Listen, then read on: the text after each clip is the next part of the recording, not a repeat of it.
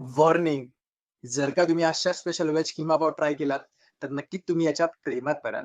कारण की याचा मीठी टेक्स्चर, तो स्मोकी नोट आणि माईल्ड असा स्पायसी मस्त छान 3 पावांसोबत अनियन आणि पुदिना लेमन स्क्वीज करून एवढा अप्रतिम लागतं. जर का तुम्ही बाय चॉईस व्हेज असाल आता आणि तुम्ही मीठी टेक्स्चर मिस करताय, तुमच्यासाठी हा आवडीचा किमा पाव ठरणार आहे.